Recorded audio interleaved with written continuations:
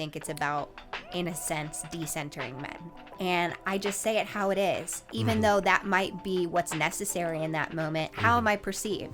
Oftentimes, a man is considered assertive and a woman is considered a bitch, What do you say to the men that like, I guess feel attacked in a way, cause there has been a lot of like, women empowerment, going on lately, especially in media, how do you feel about that? Like, what do you think? My tiny violin. So do you, yes or no, do you think it's harder for women in this industry? In my personal experience, yes. Oh, okay. Oh man, that's crazy. So how so? I think whether it be this industry or any other industry, but specifically this industry, I think women are always going to have a harder time just because it wasn't designed to include us. I think society for the longest time had it in their heads that women are only supposed to be at home with the kids and not have these fantastically amazing careers. And so it puts us at a disadvantage because by design we weren't meant to be there until recently, and I would say over the last 30-40 years, where women are really coming into their own. They have more rights and they have that accessibility and they have ultimately more options.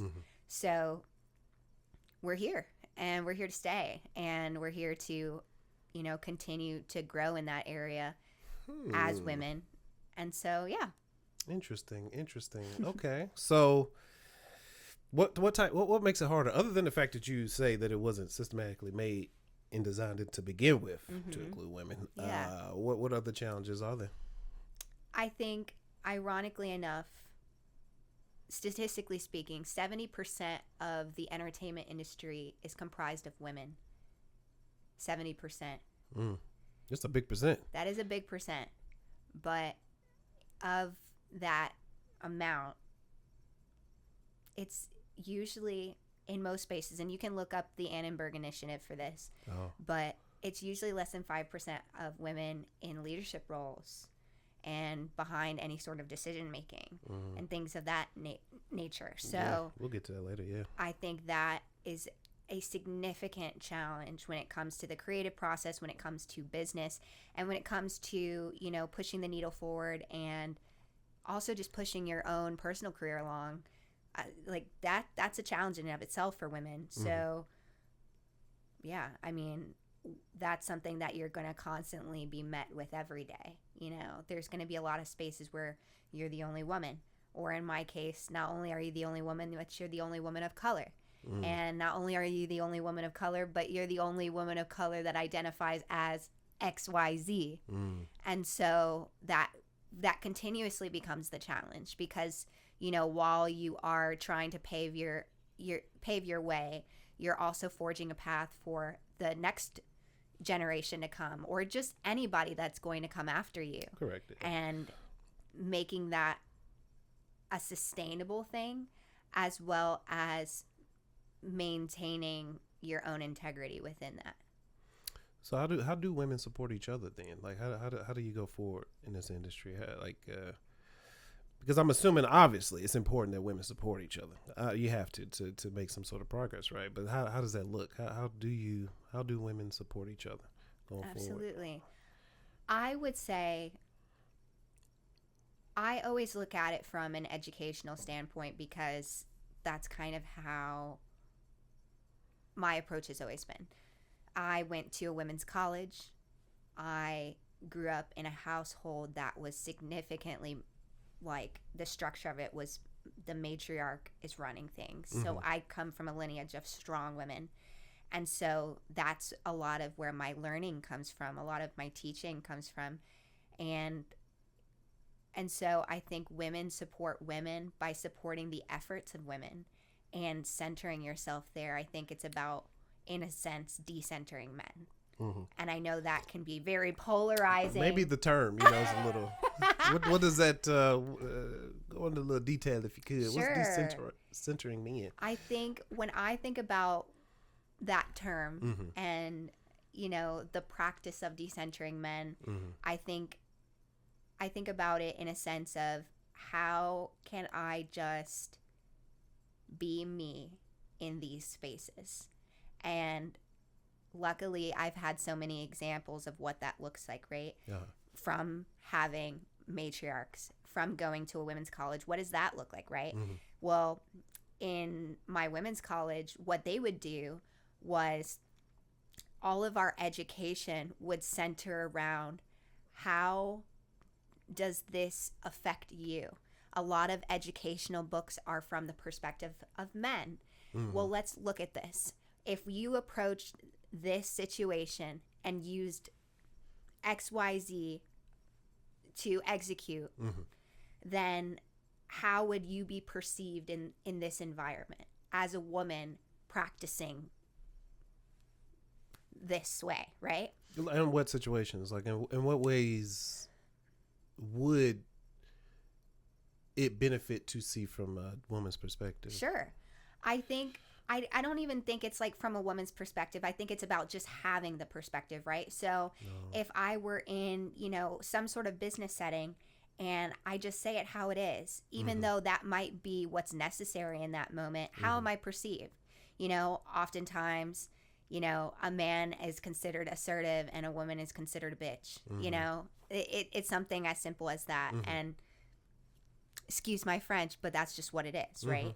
And so if you are approaching something from an educational standpoint of like, all right, I need to, train my mind to see both sides of things, it gives you a broader view as to how to not only support yourself, but also support other women in these spaces. And that's the decentering. It's not necessarily, oh, I hate men. Love men. Think you all are amazing in your own right, and you Pretty cool. bring a lot of great things to the table. But I'm me. I don't have that perspective. I'm not a man, and so I have to make this situation and this environment work for me under the confines of what I already know to be true. Even though it may not be true for me, it might be true of this environment. It might be true of what I've been given. And so that's what I think when I think about decentering men. I know that can be very polarizing and triggering for some people. It can be, but like most things, if you just have the conversation and hear it out, what it actually means. Exactly. But yeah, okay. Yeah. Let's take so you're an advocate for mental health in women. Absolutely. Where does that stem from? Where did it start? Where did it come from? I think it stems from my own personal experience. I'm a woman, and I'm a human being, and I wouldn't say I suffer in a sense, but I think I haven't been educated, and I think that's where the suffering lies. In what regards? What are you I referring think to? it's only been over the last few years, I should say, that mental health has been on a consistent track of being destigmatized. Oh, okay, yeah. And so that's what I mean. I think generationally, millennials and Gen Zs are the first generations to really promote, mental health and actually see it in a positive way. Like prior generations, it was on the hush, like if it was talked about at all. And so, yeah, I'm always going to be a huge, huge advocate for women because I am a woman and I know what my experience has been. So I can only imagine that of other women around me. And also just because of what I've been dealt, the cards I've been dealt in life and not always having the necessary tools that are required to deal with really big feelings and really, big things going on in my life. And when I did have the tools, how much easier it was to navigate, just for the simple fact that I wasn't working from a place of you don't know what you don't know. And so I think that is a huge point of contention for me when it comes to the stigmatization of mental health is like, we need to help each other. We need to have the necessary tools to have emotional intelligence and also be able to take care of ourselves in a healthy way. That's also not only healthy for us, but also healthy for the people around us and society at large. So, but we all suffer from mental health. Sure. What in particular are women suffering? Like we say, I don't know if we use the word suffering, but what challenges do they face? Sure. Particularly as a woman. I think when it comes to mental health and women, and stemming off of the decentering of men, I think a lot of our conditioning as women has been around that centering of men. And so that's always been at the forefront of our mind, is our adjacency to the patriarchy, our adjacency to a male colleague or a brother or who we're going to marry, and so on and so forth. And what a disservice that is to ourselves. Because if you are trying to align with every other external thing but yourself, of course you're going to have those mental health challenges, that suffering within your mental health, because it's never about you. Right. It's always about somebody else or some other external thing. And I think that's a huge part of, the suffering of women when it comes to their mental health, because you're never emotionally secure within yourself, because it's always, about anything but you. So how do you fix these things then? I think you really have to get to a point of being really unapologetic about doing the work. And the work. When I say the work, I mean really learning about yourself, your wants, your needs, being very curious about why you have these feelings, where they come from. Sometimes it's childhood trauma. Sometimes it's a trigger that you didn't even know was a trigger because of, some situation you were in. It's environmental, it's upbringing, it's your circle right now in this present moment. It's all the external things that you're not addressing that you need to address. That's the unapologetic part about it, is like getting really serious about saying, I need to take that accountability.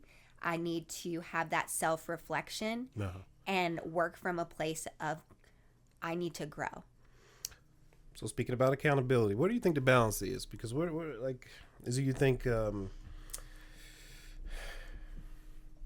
there's a lot of victimization going on within women, or where's that balance between taking accountability and playing victim, which people do, you know what I mean? But what do you think? How do you find that balance, I guess, or where do you draw that line, or can it be drawn? Because some things are just innately human, and it's hard to, it's hard to quantify sometimes. So it's hard to place a finger on, I think, there is a lot of victimization, but from two different angles. It's a double-edged sword, right? It is, yeah. We are trying to promote feminism and also destigmatize what feminism is at the same time that we're doing it, while also not trying to take away from our experiences and also what works for us as women, right? So there's victimization on both sides, because from one end, there's victimization in the destigmatization of it. It's like there's women who are extremists of these causes. And I personally wouldn't subscribe to saying that I necessarily believe that that's inherently feminist, right?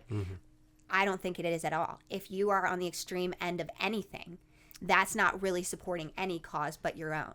Yeah, we tend to be extremists in this country, though. Exactly, absolutely. And I think that's where the victimization lies, right? And then on the other side of that, I think the victimization lies in the lack of accountability, the lack of self-reflection, personally, on a personal level, and also as a whole as women, when, like I said, some women are really keen on that adjacency to men and perpetuating those stereotypes within that. So they want to be adjacent to that misogyny, to the patriarchy. And it's a disservice to not only them, but also men, and also to the causes that support the efforts of promoting women in whatever way. It's really about choice. And so that's where I think it's a double-edged sword, because you've got the extremists and then you've got the people that want to maintain the status quo. And on both sides of that, that's not helping anybody. And so that's where I think there's a lack of accountability on both ends. There's a lack of self-reflection. And of course, people are going to take the route of being a victim because they're on the extreme ends of both. Right. No, that's true. So let me ask you this: do you think you've missed out on anything because of being a woman, like opportunities in this industry? I don't necessarily think I've missed out per se in a sense that I'm without. Mm-hmm. I think it just takes me a little bit longer to get there. Oh, you do think that? I feel you. I think that's really what it comes down to. I think I do have opportunity because I will create my own opportunity. You know, I could come from a place of like they're not going to hire me. And sometimes that is very much, Of course. that's just the truth, right? Mm-hmm. But I've always been of the mindset that I'm not going to wait on a yes. I'm going to create my yes, and then I create what comes from that, and people gravitate towards that. Whoever I need to be aligned with will align with me based off of what I'm doing. But yes, I think to a certain extent as a whole, and you know, in within that population, you know, we do a disservice to the creative process and to the business itself by, you know, limiting that access and, you know, gatekeeping certain things. Right, of course. And also just not seeing the vision, quote unquote, because we don't want to, because we know this is what works, and or it becomes, well, that's my buddy, and so they're going to just do it, and they're not the most qualified person. There's so many situations like that. And y'all plenty. Yeah, like the list goes on, and you know, you add on the piece of like genderizing it, sexualizing it, whatever it may be. Of course it's going to be a lack because there's already things at play that don't help that. So Do you feel like it's do you think you've been hurt more, not hurt, but been hindered or more by being a woman or being black or Afro-Latina? Do you think your race or your gender plays a bigger part in that thought process? I think it's a little bit of both. You know, I always come from a sense of, because I am a part of a marginalized community, I understand where I am within that space, right? It's not like, for example, being a part of the queer community, where when somebody looks at you, they don't necessarily know that you're queer until you open your mouth, right? People are always going to see that I'm a woman. They're always going to see that I'm a woman of color. And they're always going to have their perceptions of me because of that. And I can't really change that. I can tell you who I am and what I believe in and anything as such, but you're always going to have an idea of me in your head that's just based off of your own personal experience and what you believe in, right? So I think that in and of itself can be a hindrance. But at the end of the day, I'm already walking into that situation knowing that, you know? Yeah. So I just navigate accordingly. Like, I'm going to stay true to myself. I know what I bring to the table. And, you know, if you don't agree with that, if you don't want to see that and what value is in that, then I will go elsewhere, you know? And also just sometimes you just bite the bullet and you forge your path. It's like, it's not like there's ever been a time where I'm like, all right, I'm just not going to do this because I'm a woman and like I'm a woman of color. And no, it's like sometimes I'm going to be uncomfortable. Like, I'm going to be in this space and I'm going to be the only woman and I'm going to be the only woman of color, and I'm going to be the only woman of color that's outspoken about what I know about because I know it's of value, and I'm going to let you know, you know, and that's a requirement, because if we want to be in these spaces, then you have to advocate for yourself and advocate for what you stand for. And so, you know, it's just a part of the process. What do you say to the men that like I guess feel attacked in a way, you know, like, because there has been a lot of like women empowerment, you know, going on lately, you know, especially in media, you know. I guess particularly a lot of white guys, you know, they feel like the world is being taken from them, you know. Like, what do you how do you feel about that? Like, what do you think? I pull out my tiny violin. Oh man, that's messed up. But we gotta treat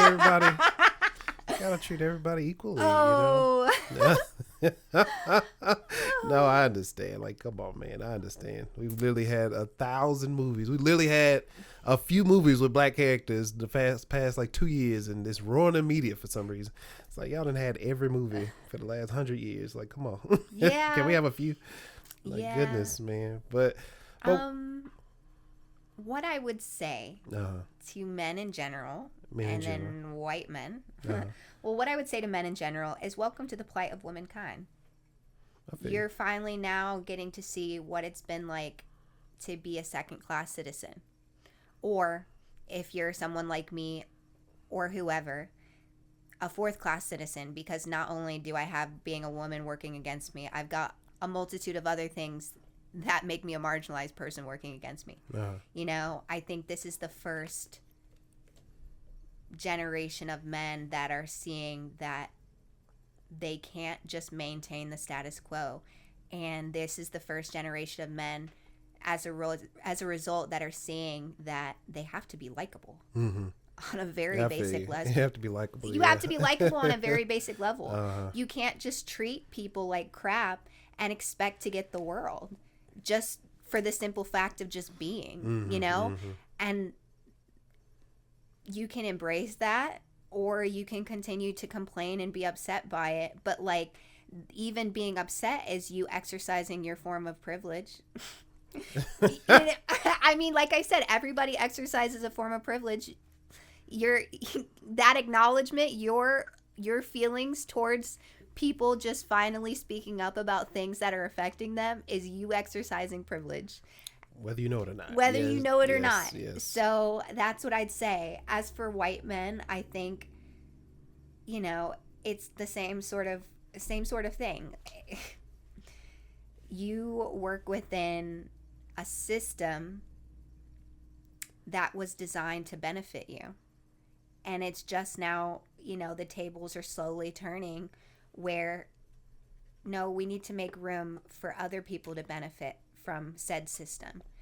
You know, because by design it was not for their benefit. It was to deter, like in every sense of the word, whether it be from a monetary standpoint, you know, an environmental standpoint, whatever it may be. It was designed to work against everybody that it didn't benefit. And we are in that percentage. Hey. And so you need to be coming from a place of acknowledgement for that. And I can understand the frustration. I mean, I get it. Like, you've been working with all of the resources and the tools thus far, and now you have to share.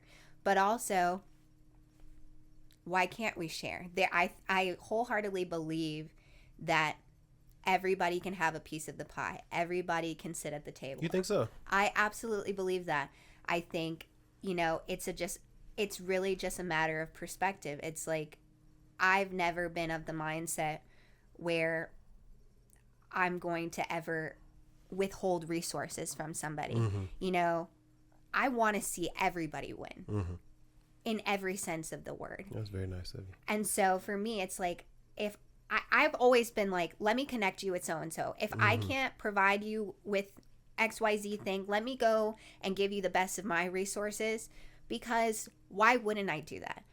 You creating the life that you create doesn't take away from the life that I'm creating and what I can contribute, because we're two different people. We have two different wants, needs, the whole nine. You know what I mean? And so I think if we came from a place of abundance versus scarcity mindsets that tend to be the name of the game, Right.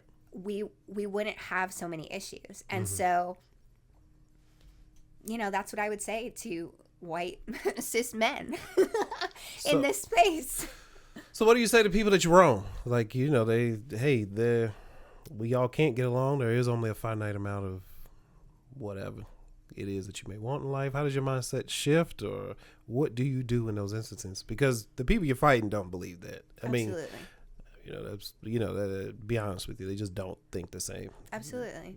Well, how does a different plan of action go into effect when you bump heads with when you run into a wall with these people that are not going to change? I would say that I can be fairly idealistic.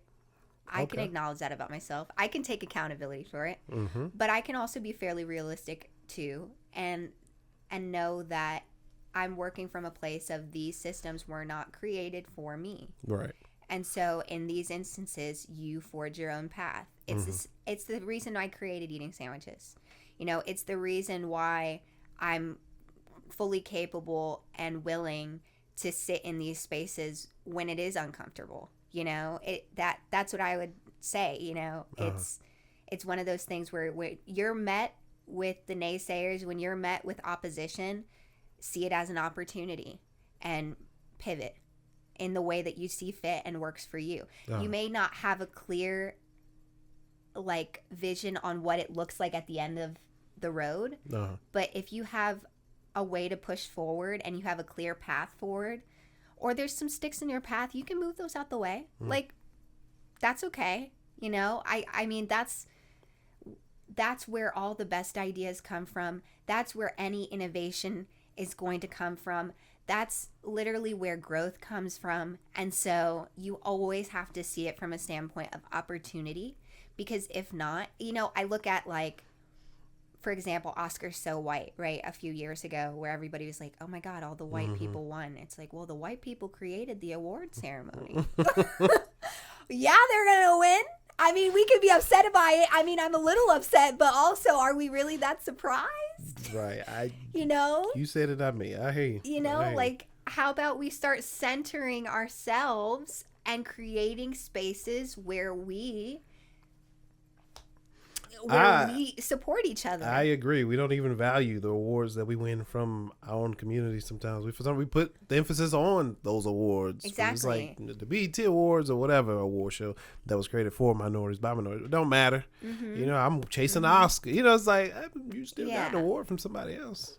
The white is right mentality is not working for us, and it never will. It's not working for the Black community. It's not working for the Asian community. It's not working for the Latino community, the indigenous community. It's not working for anybody but white people. Okay? Sure, it's one design too. It's right, by design. It's not meant for us. So create the spaces and also place your importance there.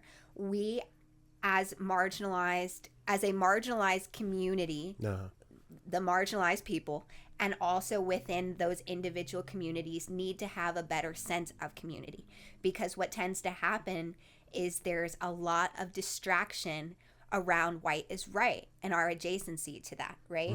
So, you know, within our own communities, we bicker and we fight, and we don't focus our attention on the things that are important.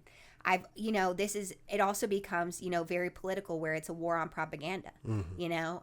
So it's one of those things where we need to be focusing our attention on one thing at a time, resolve the issue within our community, and then move on to the next thing. Because what will happen if we were to move forward in that way is, you solve one person's problem, you solve everybody's problem. But if we don't unite in that way, there will always be an issue, because there's too many distractions. We're not focusing our attention where it needs to be focused. And I get it. I mean, it's easy to distract yourself, and sometimes you want a distraction. Sometimes you want that. Yeah, sometimes you want that, and I understand it. But then you have to ask yourself, well, what's the priority? Because it goes back to the double-edged sword mentality. It's like, well, are we going to continue to perpetuate this? Are we going to be extremists of this, or are we going to find that middle ground that's a topical issue that is affecting us, and actually putting things in place, tangible action in place to move us forward? I hear you. Okay. So what do you say to, and I'm playing devil's advocate here. What do you say to when you hear that women can't get along? You know, like you know, it's just a thing people say. You know, well, what do you is that true, or what do you think when you hear that? Is that a misconception? Have you seen that or experienced it? Like, is it a fact that women just sometimes can't get along? Do you think that plays some sort of hindrance on success? I think when you are told you can't get along so many times, you believe it. You know, when you're told something ad nauseum, like a million different ways, a million different times, you know, how could you not believe in that, right? And I hate being like, as a society, but in our society, we've always pit women against each other. And again, it goes back to that defocus. It's like, to move us away from the greater issue at hand that we are fully capable of resolving, right? So, do I think women can't get along? I think sure. In certain instances, just like the next person, whether it be men or women, Right. there are certain people you're not going to align with, right? That's just a natural thing. a Not human everybody's thing, yes. for you, and you're not for everybody, and that's okay, you know? But I think, generally speaking, women as a whole, I think we are fully capable of getting along, of supporting each other, of advocating for each other, and it has been my experience that we can do those things. It has been from when I was a baby and my mom's telling me, you can do anything you put your mind to. Like, I grew up believing that. I still believe that to this day. It was in my education where no men were present other than my professors, where every woman in the classroom raised their hand because they weren't afraid to, because they were given the opportunity and they were empowered to. And even if there was competition, quote unquote, it was healthy competition, because when one of us wins, we all win. And so we can see this as an opportunity to have iron sharpen iron, or we can see this as us being pit against each other, you know? You bring something to the table and I bring something to the table. Let's see what works. And maybe we can pull from both things. Maybe there is power within just being at the table and seeing where it goes. And I think also just being able to see ourselves as we are, you know, outside of that objectivity, seeing yourself as a human being, as a woman, and knowing that the person that I'm going to relate to sitting at a table with me is probably going to be another woman, because she's experienced a lot of the same things that I have, you know. I relate to a lot of men in a lot of different ways, but there's something that's just inherently, you know, feminine and just womanly that, you know, it's just like as simple as like, girl, I'm on my monthly, you know, and I'm just not feeling it today. I feel you. You know, it's just something as simple as that. Yeah, and, I understand. And it grows from there. It grows from there every single time. And so if you just keep that about yourself, you'll know that you have all of the same kind of feelings that another woman has, and you can empathize with that. You know, you can have empathy. The best thing that you can honestly say to anyone is me too. Me too. I get it. I get where you're coming from. Oh my gosh, I have a relatable story. Let me tell you what happened to me. That is where our power lies. And that is why I so wholeheartedly believe that no, women don't have a hard time getting along with each other. And I don't believe that we hate each other. I just don't think we have been given the space to be empowered to pursue each other in the way that we need to. I feel you. I understand. I actually agree with you. I hear you. Yeah. Speaking of me too, have you experienced any sexual harassment, or have that been in or around anything you've dealt with in this industry? Absolutely. I think, you know, within the confines of pretty privilege, I'm always, you know, met with indecent individuals, you know. That's not funny. To say the least. Okay, to say the least. Yep. You know, people with hidden agendas. Unfortunately. Yeah, I feel you. And especially in this industry. Especially I mean, every in this industry, but especially this one, you know. Yeah, and unfortunately, I am a survivor of sexual assault. Oh man. Okay. But yeah, so that's crazy. Yeah, it's crazy. It's definitely crazy out here. You know, to any woman, I would just say protect yourself and follow your instincts. Always do not talk yourself out of that sixth sense that you have. Don't talk yourself out of whatever your conscience is telling you, because it's there to protect you. But yes, absolutely. I'm exposed to it every day, whether I want to be or not, like, which is obviously not. But, you know, it is a part of what makes this industry what it is. And so you just have to make sure you're doing everything you possibly can within your power to protect yourself, and be smart about, you know, what you're doing and how you do it and when you do it and why you do it, which is why it's so important to center yourself. Goodness. Okay. Goodness gracious. So how can men help be allies to this to the situation? Like, what is there anything that men can do to help? I think the best thing men can do is always just advocate for the women in their lives and other women as an extension of that. It's a two-part thing where you can go, well, I have a mother and I have a sister, or I have a best friend that's a woman, right? Mm-hmm. And I think that's a great way to look at it. But I think it's so much more than that. It's like you should just know that women hold value outside of their relationship to you and see them as human beings. Because Well, if yeah. you can do that, then you can advocate for us. If you can do that, then you can pull up a chair. You can say, hey, you cut her off. I'd like to hear what she has to say. Or, hey, I actually agree with what she's saying. I think that's a very great idea or, concern that she has contributed to XYZ thing. And I also think men can be putting themselves in a position to be better listeners.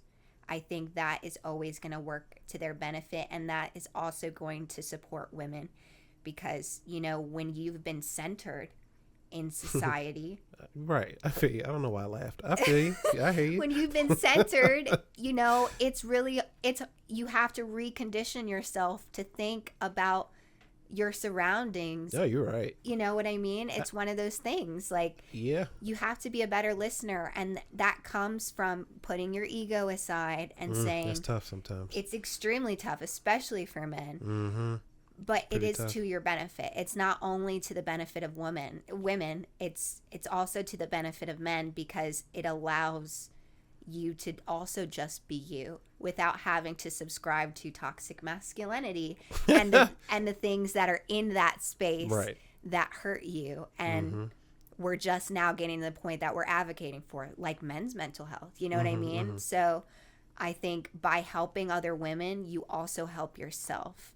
And also it becomes not a genderized issue, but a people issue. Right. This is something that is not only affecting women, this is affecting men. So we need to tackle the problem. We don't need to talk about how, oh, well, if I do this, then I'm going to be forgotten about because I'm a man. It's like, no, like, what's the problem? Resolve it. Let's work towards solving the issue. Yeah, I hear you. And when I'm hearing you talk about these things, it's just I'm trying to figure out, or I'm trying to imagine a world where we just find some sort of balance because I may give slack for this, but I do believe that men and women are just different and we handle things differently. Just talking about an issue sometimes is just not. I'm just being honest with you. It's not something I don't say most.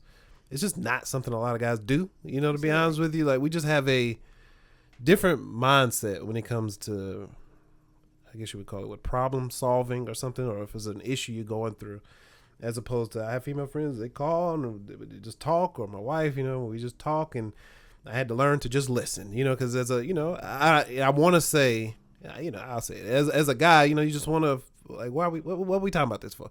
Like, and I'm trying to give you a solution. I told you what to do. You're not doing it. Like, so anyway, it's just finding that balance sometimes because I hear some of the things that men and women go through, and men, because men say the same thing about women. They be maybe because as what you just said is, hey, let's talk about it, figure it out, and then if a man, I asked that question to a male, he'd be like, well, figure it out and just keep it moving. Nobody cares, So it's like, where do we find that balance? Because it's not as if either one is wrong. You know what I mean? It's just about finding a balance and respecting both mindsets, I guess you could say, in a way. You know what I mean? Even though I don't think there's ever anything wrong with talking things out. That's why we're here. That's why we're here right now, talking things out. But let's be real. A lot of people just aren't going to do that sometimes. So anyway, I'm just trying to think of a balance. You know what I mean? Or I would say,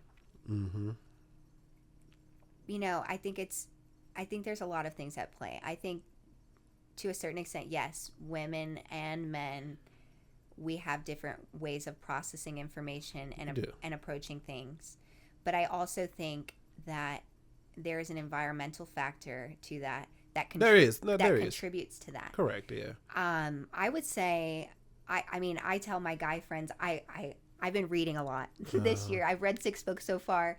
Really happy about it. But I just recently read The Will to Change by Bell Hooks, which Bell Hooks goes into talking about, well, it's a series coming from a place of diving deep into love ethics, and how that has shaped society. And the book, specifically this, chapter of her series is about how men are centered, how toxic masculinity has hurt them, how we can, debunk these stereotypes, we can move away from the patriarchy, and how that would benefit men, right? I think that balance you're quote unquote talking about, I would say it is about being open to having conversation. It's also, I think, important too, because of the stereotypes, to remember that you can't apply logic to emotion. So, Correct. whether you're a man or a woman, I tend to deviate more towards actually logic as a woman. But if we're thinking on something topical or an issue at hand, then we also have to think about the approach, right? Men tend to think that women come from an emotional place, right? That's just what, society has said, right? Well, if you know that, right? If that's what you believe, then in this situation, when I'm bringing XYZ issue to you, you apply logic to emotion. Is that working to anyone's benefit? No. Correct. Right. Just like I wouldn't apply emotion to something that requires logic. It's about using the right tool at the right time. Now, I personally would argue that I don't necessarily believe in society's standpoint on women are always coming from an emotional place, because when you've been conditioned to be told that you're emotional, most women, that's the one thing that they work on constantly. No, is it? Constantly, is women being hyper aware of themselves and their emotional state because of that conditioning that you're too emotional, you're too this, you're too that. And so we're constantly like, take a moment. Let's look at this. And ironically enough, in my personal experience, I tend to think that men are more emotional than women, in the sense that you've never been given the tools on how to actually regulate your emotions. I feel you on that. So you're dysregulated, and so therefore your approach is always solve the problem, because you don't actually know how to work through, how to talk it out, how to do XYZ thing that would actually probably be to your benefit and be a solution. And so, it again begs the question of like, are we really looking at this from the right angle? Are we really approaching this with the right tools? Or are we letting what society has told us about each other dictate the way this goes? Because, in my experience, and, I pull on a lot of different things, whether it be the men in my life that are in my family, or people I've dated, or, male colleagues. And I'm just like, that's not something I would be upset by. That's not, if this was brought to me, I would meet it where it is, but that's not how I feel, And they're like, wow, you're so calm, you're so this, you're so that, blah, blah, blah. And it's like, well, I'm already working. I'm already working against a system that tells me that I'm not those things. So why wouldn't I try to be that? Why wouldn't I be more level-headed? And also, I've been given the space and opportunity. Like you said, women like to talk it out and things like that because we've been conditioned. Mm-hmm. And so we work within that space well because that's the only way we've been able to get by. It's something as simple as, you can look it up. Gossip is a stereotypical term, but back years ago, women used to sit around and quote unquote gossip, talk to each other to work through things that were happening in society at the time, because they had no other avenues to advocate for themselves, whether it be from a political standpoint, whether it be from a social standpoint. And over time, it was stigmatized to be this negative thing. It's just like, it goes back to when women were witches, because we were thinking a different way, we were speaking our minds, we had a solution that wasn't a male centered solution, and so we were witches. And so it's one of those things where it's like, are we meeting our needs in the way that they need to be met? No. And I don't think that's inherently a male or woman. Like, I don't think that's inherently male or female. I think it's just, we're not thinking about it properly, and we need to be looking at our approach from a different angle. So I hear you. I just think the issue is that what you're asking of people is them to think on a higher level, and unfortunately people don't. Let's just be honest with you, people ain't doing that. We have more people watching NBA games than going to their kids' PTA meetings. So I don't disagree. That's the problem. I hear you and I agree. I just think that's the problem. Most people don't have the brain power to think on that level. Unfortunately, they just, Yeah. It is what it is. Unfortunately, Yeah. It's just the world we live in. Capacity is important. Important. Some people do not have the capacity, but it also goes back to, making sure you're surrounding yourself with the right people, right. Inserting yourself in the spaces that work for you, and taking that ownership, taking that accountability and that self-reflection. I think, when it comes to victim blaming ourselves and victim blaming in general, that comes from a place of not wanting to be held accountable, from a lack of accountability. And if we place blame on this person or this thing, then I don't have to look at myself.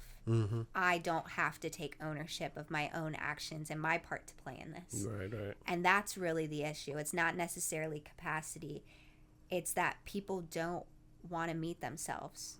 People don't. I agree. Yeah, and that's a bigger issue. That is a bigger issue. But that's why it's so important that you center yourself and you go back to those people that center you and love you enough to say, I disagree with you, or I really think you need to revisit this because that wasn't the right approach. But a lot of people can't take that. They can't take that constructive criticism. I was gonna say, I hear you, but you can't do that with people, right? And I don't say can't. I think it's really about having the people who value the same things that you value around you, because it goes back to like compatibility and chemistry. You could have all the chemistry in the world, but if you don't value the same things, it doesn't matter how much chemistry you have. It's as simple as intentionality and reciprocity being present in the relationships you have with people. Correct. Just as much as there is that presence in every other area of your life, So if those aren't the things that you value, or if those are the things that you value, but the people around you don't value those things, you're always going to have that be a matter of contention. It's always going to be a place where you're fighting that.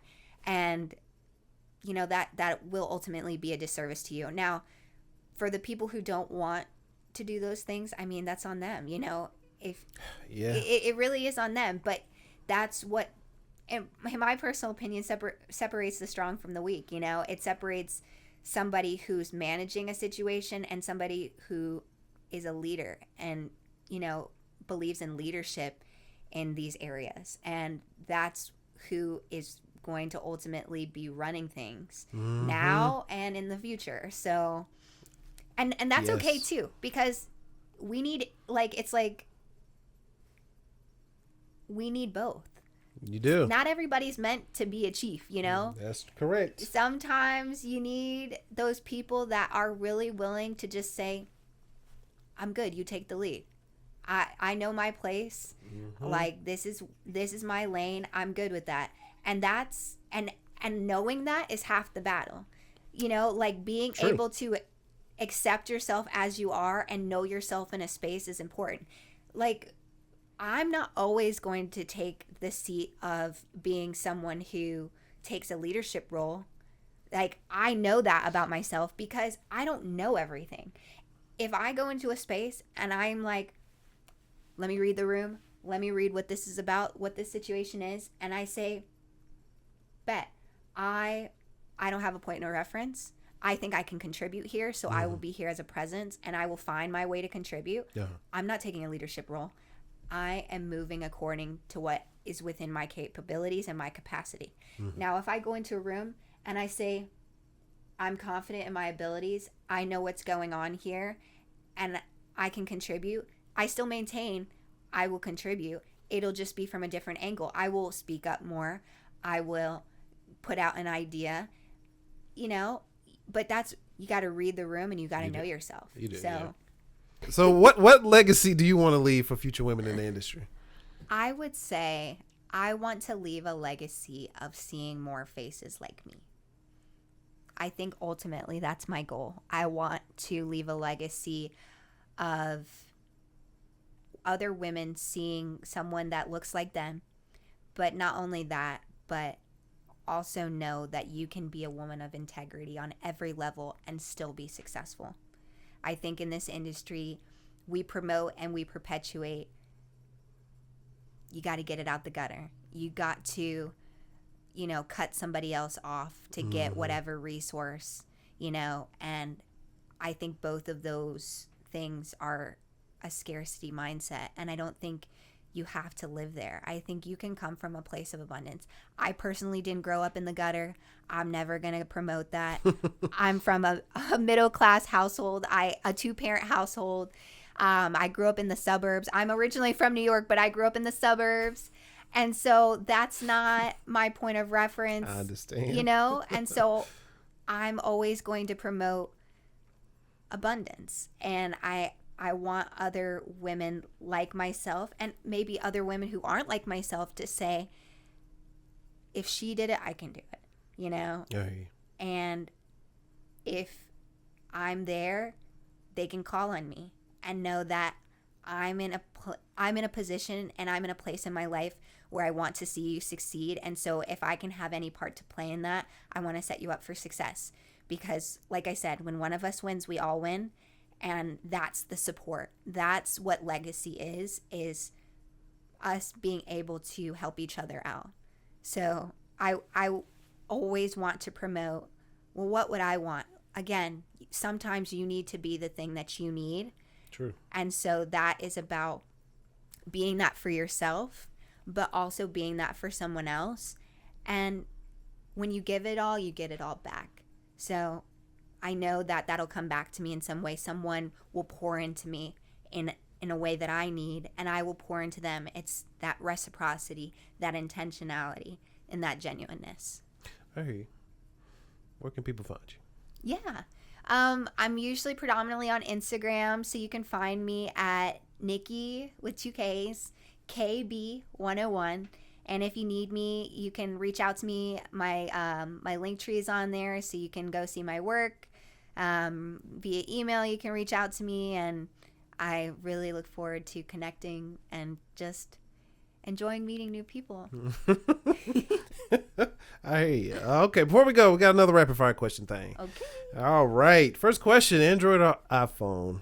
iPhone. Of course. All right. Good movie or a good podcast? Movie. All righty. A night owl or morning bird? Night owl. Interesting. All right. Short form or long form content? Ooh. Long form. Okie dokie. You still you scenario, but would you rather live in a world full of women or full of men? Would I be me? You still you. I would You're be still a me. woman, yes. So Probably women. I'd dig that. why so? We'd get more done. I mean, oh, okay. Oh, that's great. Okay, good answer. Okay. Would you rather never feel physical pain or emotional pain? I'd rather feel it all, personally. Oh, come on. All right, that's I can't not a choose. choice. I'd rather feel it all. That's my answer. Okay, all right. I gotta watch you. I gotta reword these for you, Nick. Okay. All right. Would you rather be able to go back in time and change history, or know the future and kind of navigate the future? Pertaining to you, obviously. I guess That's so hard. it is interesting, right? I think that's so hard. From a me standpoint, like me right now, I think it would be to my benefit to know the future. But like my personal, I would love to go back in time and say hi to my mom. Like I would love to just hang out with her. I give her one more hug, give her one more kiss, go watch a movie, go talk about life. But also I'm like, man, I could really set myself up for success if I knew the future. You could. Yes, you could. I know that's a non-answer. I'm sorry. Yeah, and that's two and one. All right. That's twice now.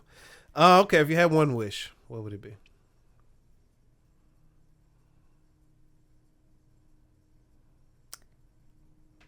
If I had one wish,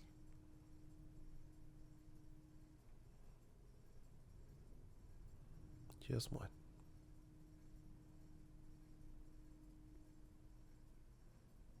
I would wish that everybody would experience the love and genuineness that is required for the human experience. It's actually not a bad wish. I The think world a would be a lot better of place. a lot of our problems would be resolved if everybody experienced and wasn't working from a place of lack of that. I would wish that. I really want our world to be in a better place than it is currently. And I think there's a lot of people hurting and to various degrees. And I never want to compare pain because pain is pain. And so I wish that we could all just do better to be kinder and better to each other because it's required. It's not a bad wish. All right, good job. Thank you for coming. Thank you so much. Come on. All right.